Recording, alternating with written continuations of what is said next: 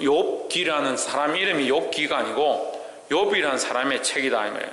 욥의 글이다 이 말이에요. 욥에 대한 얘기다. 예, 욥이라는 사람의 얘기다. 욥기다는 거죠. 그리고 욥은 뭐냐? 고난받는 자다. 고난받는 자. 우리가 욥이라 이렇게 하면 누군지 모르겠는데 고난받는 자 이렇게 하면 오늘날 뭐가 됩니까? 예, 그리스도인이 되는 거죠. 욥이라 이렇게 하면 고난받는 자 성도를 얘기하는 거다는 거죠. 그러면 이 욥기 말씀은 결국 고난받고 있는 삶을 살아가고 있는, 고난 가운데 있는 삶을 살고 있는 자에게 하나님께서 하시는 말씀이다 라는 거죠. 그래서 욥기 말씀을 통해서 우리가 고난 중에도 즐거워하고 하나님을 바라보고 어떻게 하면 이 신앙에서 멀어지지 아니하고 하나님 기뻐하신 그 거룩한 길에서 넘어지지 않도록 살아갈 것인가, 그 표대를 제시하는 말씀이다라는 거예요. 이 말씀이 우리에게 그런 도전들이 되어지고, 이 말씀을 말미암아 이 고난과 어려움 가운데도 원망하지 아니하고 승리하기를 주의 이름으로 축복합니다. 그런데요, 문제는 고난 가운데 원망하지 않는 게 문제가 아니라 즐거움 가운데도 원망하고 있는 게 문제예요. 즐거움 가운데도 원망하고 살만한데도 원망하니까 고난이 닥치면 당연히 원망하죠. 볼 수 있기를 주님을 축복합니다. 욥기서는 BC 10세기경으로 추정되며 기록된 연대가 솔로몬 시대에 기록된 것으로 보고 있습니다. 1장 1절에 우스 땅에 욥이라 이름하는 사람이 있었는데 그 사람은 순전하고 정직하여 하나님을 경외하며 악에서 떠난 자더라 했습니다. 멋있죠? 한마디로 말해서 멋있는 자다. 한마디로 말해서 믿음이 뛰어난 사람이다. 예. 우스 땅이다 그러면 이스라엘 땅이 아닌 거예요. 그래서 이 말씀이요, 욥기서 말씀이 어떻게 볼 때는 이거 히브리 민족에게 하시는 말씀이 아니게 보일 수도 있어요. 우스 땅이라는 사우디아라비아 근처입니다. 근데 이것을 이제 정확한 지역은 알 수가 없어요. 우스를 사우디아라비아 쪽 약간 동방 쪽으로 보는 겁니다. 약간 동방 쪽으로 보면 그 지역을 이제 넓게 볼 때는 저 위에 몽골, 티벳까지 보는 사람도 있어요. 근데 그건 너무 확장된 해석 같고, 이 우스라는 말이 우즈라는 말과 이제 원어적으로 연결됩니다. 그럼 우즈베키스탄 지역까지도 볼 수 있다. 이제 그렇게 말하긴 하는데 별로 중요하지 않습니다. 어쨌든 이스라엘 땅이 아닌 우스 땅이라는 것은 어쨌든 이스라엘 땅이 아닌 지역에 이런 믿음의 사람이 있었다. 그리고 이 사람이 어떻느냐? 온전하고 정직하고 하나님을 경외하며 악에서 떠난 자더라. 할렐루야. 우리가 이 말씀을 통해, 욥기 말씀을 통해서 우리의 믿음의 모양이 어떻게 해야 되느냐? 온전하고 정직하고 하나님을 경외하고 악에서 떠난 자가 되어야 되는 거예요. 할렐루야. 그러면 이 모습이 어떤 모습인가? 온전해야 된다, 정직해야 된다, 하나님을 경외해야 된다, 악에서 떠나야 된다. 이렇게 배우긴 배우죠. 뭐 단어를 알긴 알죠. 느낌은 그렇구나 알죠. 그런데 어떠한 삶을 얘기하는가? 그 지금 2절부터 얘기하는 거야. 그러면 성경은요, 그냥 이렇게 하나 문장을 기록하는 게 아니에요. 그게 온전하고 정직하고 하나님을 경외하고 악을 떠난 자들아, 그가 어떠했기에 이러한가, 그걸 설명하는 거죠. 그래서 2절을 그냥 보면 안 돼요. 2절, 3절, 4절, 5절을 그냥 보면 안 돼요. 이 말씀은 결국 뭘 얘기하고 있느냐? 1장 1절에서 말한 그 욥의 사람됨에 대한 그 설명을 하는 거예요. 그에게 아들 7과 딸 셋이 태어나니라. 그에게 아들 7과 딸 셋이 있었지만 그들을 어떻게 했다? 믿음으로 바르게, 온전하게, 정직하게, 하나님을 경외하게, 악에서 떠나도록 가르치고 인도했다라는 거죠. 그 욥 자신은 악에서 떠났고 온전하고 경외하고 하나님을 경외하고 그렇게 살고 있는데 자식들은 그렇지 않았더라. 그럼 이게 거짓말인 거예요. 앞뒤가 안 맞는 거죠. 3절에 그 소유물은 양이 7,000마리요 낙타가 3,000마리요. 이 소유가 굉장히 많아요. 얼마나 많느냐? 이 사람은 동방 사람 중에 가장 훌륭한 자라. 소유가 많으면서 믿음을 지키기 힘들죠. 소유가 많은데 믿음을 지키기 힘든 거예요. 네? 자식이 많으니까 관리하기가 더 힘든 거예요. 그렇잖아요. 자기 종들이 많으면 많을수록 문제도 많이 생기고 죄도 많이 짓고 우리 몇 명 되지도 않는데 교인이 제가 목회하는 게 힘들어요.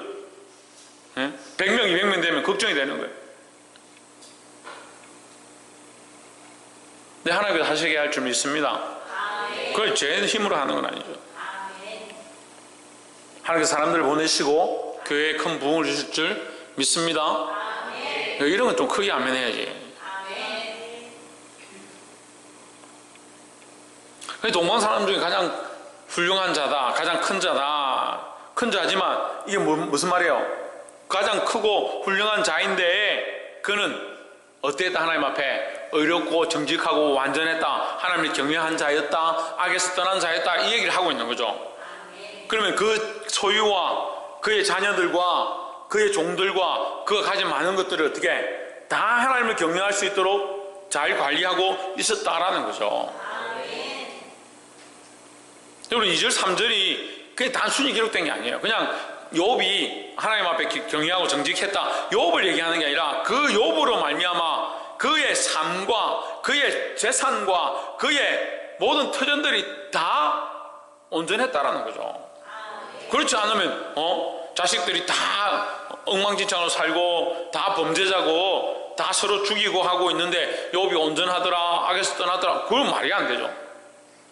이 얘기를 하는 것은 그렇지 않다는 걸 말하는 거예요. 4절에 그 아들들이 자기 생일이면 각각 자기의 집에서 잔치를 베풀고 그 누이셋도 청하여 함께 먹고 마심으로, 그러니까 즐기고 잔치를 함으로 범죄할 수 있기 때문에, 즐기고 함께 놀다가 실수하거나 죄를 지을 수 있기 때문에 5절에 그 잔치날이 지나면 욥이 그들을 불러다가 성결케 하되 했습니다. 뭐 하느냐? 성결케 하다. 자식들 불러놓고 성결케. 너희 죄가 있느냐? 네가 실수한 게 있느냐? 네가 하나님 잊어버린 게 있느냐? 네 마음을 다시 세상에 너무 빼앗겨버린 게 있느냐? 그걸 가르치는 거예요.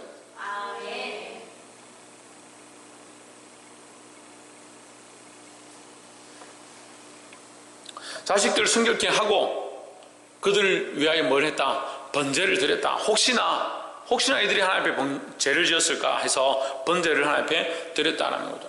이는 욥이 말하기를 혹시 내 아들들이 죄를 범하여 마음으로 하나님을 욕되게 하였을까 함이라. 욥의 행위가 항상 이러하였더라 했습니다.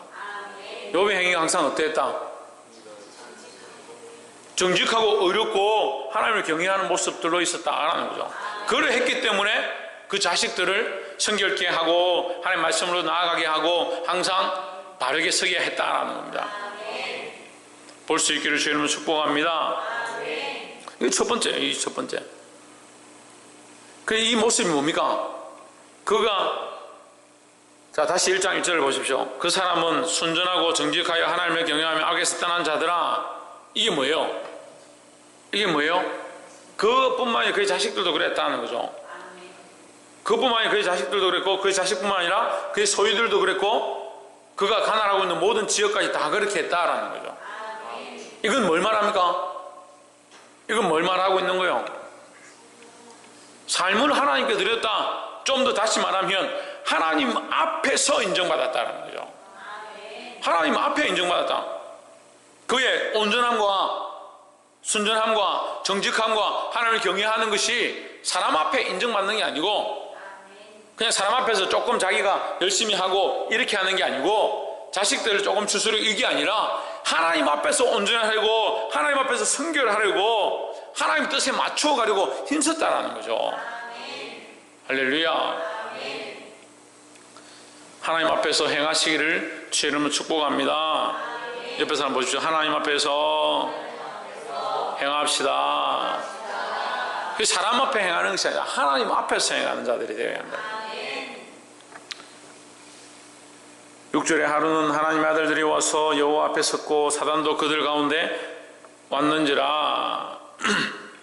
7절에 여호와께서 사단에게 이르시되 내가 어디서 왔느냐? 사단이 여호와께 대답하여 이르되 땅에 두루 돌아 여기저기 또 다녀왔나이다. 8절에 여호와께서 사단에게 이르시되 내가 내 종 욥을 유의하여 보았느냐? 그와 같이 순전하고 정직하여 누구를? 하나님을 경외하며 악에서 떠난 자가 세상에 없느니라 했습니다. 하나님께서 욥을 그렇게 인정하고 있다는 거예요. 하나님 앞에서 행하니까 그렇게 인정했다는 거예요. 근데 사단이 그것을 인정할 수 없다는 거예요. 그래서 믿는 자들에게 뭐가 있느냐? 고난이 있다는 거죠. 사단이 인정하지 않으니까 고난이 있는 거예요. 홍진우, 누구에게 고난이 있다? 믿는 자에게 고난이 있다는 거죠. 믿음으로 살려고 하는 사람들에게 고난이 있다는 겁니다. 그래서 하나님은 우리에게 이 고난을 통해서 더 하나님 안에 더 붙어 있고 더 하나님을 인정하고 하나님을 경외하는 자리 가운데 여전히 있기를 소망하는 그 고난이고, 사단은 이 고난을 통해서 우리를 하나님 배반하고 하나님 떠나도록 하고자 하는 것이 그들의 목적이다라는 거예요. 11절에 이제 주의 손을 펴서 그의 모든 소유물을 찢어서 그리하시면 정령 대면하여 주를 욕하리이다. 이런 사람이 없다. 이런 의로운 사람이 없다. 이런 의로운 사람이 없다. 그렇게 하는데 사단은 아니다. 하나님 아닙니다. 그에게 많은 부여를 주시고 많은 자식들을 주시고 그렇게 하셨으니까 지금 하나님 경외하는 것처럼 보이는 거지. 그걸 치면은 하나님 욕할 겁니다. 하나님을 배반하고 떠날 겁니다. 13절에 스바 사람이 갑자기 이르러 그것들을 빼앗고 칼로 종을 죽였나이다. 나만 홀로 피한 거로 주인께 구하러 왔나이다 했습니다.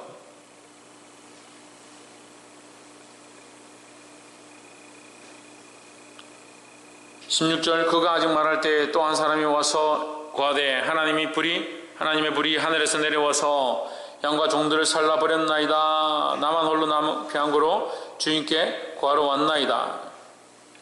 자, 보세요. 15절에 스바 사람이 왔습니다. 16절에 하나님의 불이 내려왔습니다. 17절에 갈대아 사람이 왔습니다.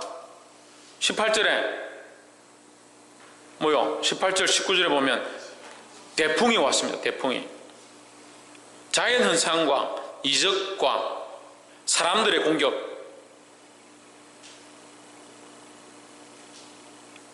그 모든 것들이죠. 모든 것들. 우리의 사방으로 우비싸움을 당한 것 같은 공격을 말하는 것.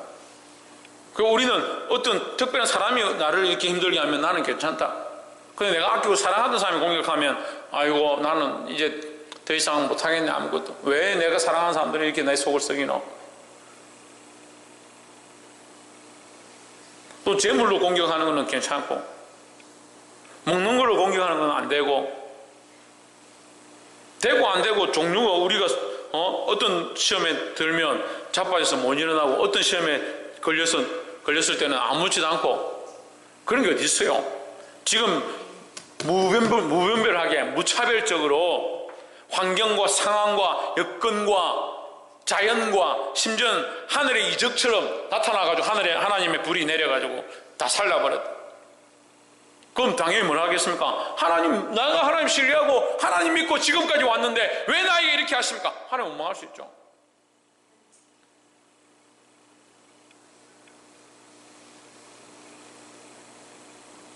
하지만 욥은 그렇게 하지 않았다는 거예요. 근데 여러분, 이 영적인 사단의 이 괴략과 하나님의 우리를 향하신 그 사랑이 실제 우리 삶에 나타나는 이 고난으로 드러나고 있습니다. 시험으로 드러나고 있습니다. 우리의 신앙은 영적인 것이고 우리가 바라보고 기도하는 것은 영적인 하나님, 살아계신 하나님 바라보고 있는데 우리의 삶에 나타나는 현상들은 뭐냐? 실제 삶의 고난이 있다는 거예요. 우리가 믿음이 있다고 고난이 없는 게 아니다라는 거죠. 우리 삶에 나타나는 고난과 어려움들은 어디에 있느냐? 실제의 삶에 일어난다는 거예요. 실제 삶 가운데 닥쳐오는 고난과 어려움과 환경과 여건들을 그 영적인 것들로 다시 돌려드리는 거예요. 하나님께. 근데 이게 단절되어 있는 거예요. 영적으로 하나님 바라본다 하면서 삶이 자기 맛대로 사니까, 자기 멋대로 사니까 이게 영적인 것과 육적인 것이 단절되어 있어서 분리되어 있어서 삶에 일어나는 고난과 핍박과 어려움 가운데 오히려 하나님 잘 배반하는 거예요. 이게 누굴 기쁘게 하는 겁니까? 사단을 기쁘게 하는 거예요. 사단을 기쁘게 하는 거예요. 이 영적인 문제가 우리의 삶의 실제가 되는 이 원리를 아시기를 주님을 축복합니다. 그래서 삶대로 살아라는 말이 아니라 이 영적인 원리를 알고 하나님 바라보는 자는 그 삶이 영적인 실제가 되어서 실제의 삶을 영적으로 살아가야 되는 거예요. 그렇게 할 때 이 승리가 누구에게 돌아갑니까? 하나님께 돌아가게 되어 있다는 거예요. 볼 수 있기를 주님은 축복합니다. 보게 되기를 소망합니다. 이것을 보는 것이 우리의 소망이고, 지금 우리 앞에 일어나는 수많은 일들이 왜 우리 앞에 있고 이 문제들을 어떻게 영적으로 싸워 이길 것인가, 그런 지혜를 구할 수 있기를 주의 이름으로 축복합니다. 20절에 욥이 일어나 겉옷을 찢고 머리털을 밀고 땅에 엎드려 경배하며 21절 이르되 내가 모태에서 적신이 나와 싸운 적 했습니다. 이게 알몸으로 나와 싸운 적이 안 맞죠? 지금 우리가 말씀 볼 때 지금 흐름이 그렇습니까? 알몸으로 나와 싸운 적 뭔가 안 맞는 것 같죠? 별로 중요하지 않습니다. 아무것도 안 가지고 나왔은 즉 맨몸으로 나왔은 즉, 그렇죠? 또한 맨몸으로 돌아갈지라. 이 말은 뭐예요? 가진 것들이 다 내 것이 아니다는 거죠. 그래서 주신 것도 여호와시고 거두신 이도 여호와시오니 여호와 이름이 찬송을 받을 실진이다 했습니다.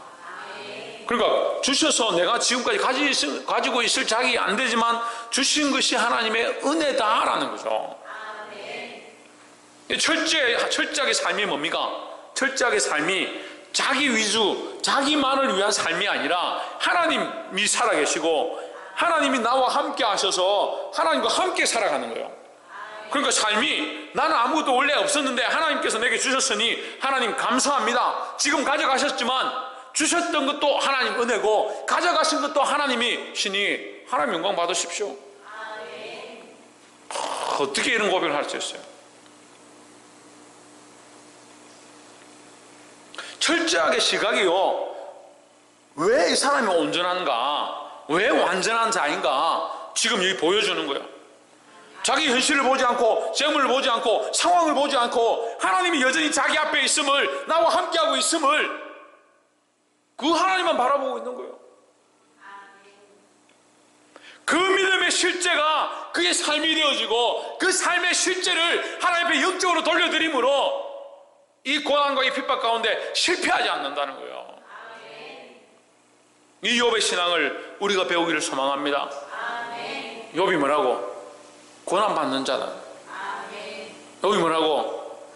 그리스도인이다. 성도다는 거예요. 성도는 이렇게 사는 것이 옳다라는 거예요. 하나님 앞에서 하나님과 함께. 22절 이 모든 일에 욥이 범죄하지 아니하고 하나님을 향하여 어리석게 원망하지 아니하니라 했습니다. 뭐하지 않았다? 원망하지 않았다. 원망하지 않았다. 왜? 하나님과 함께 동행하니까, 하나님과 함께 살아가니까 그 삶의 실제를 하나님과 동행하고 있으므로 하나님 내 옆에 계신데 지금 앞에 고난이 있는 게 뭐가 중요하냐? 하나님 내 옆에 지금 함께 계신데 지금 내 앞에 닥쳐있는 이 장벽들이 무슨 문제가 되냐는 거예요. 하나님 전능하신데 이 장벽이 뭐가 문제가 되나? 하나님 없는 거죠. 하나님 잃어버린 거죠. 장벽이 무섭습니다. 환경이 무섭습니다. 상황이 무섭습니다.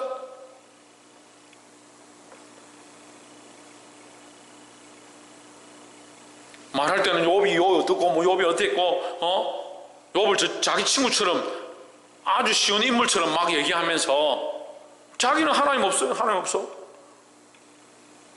바람만 불어도 넘어질 것처럼 흔들리고.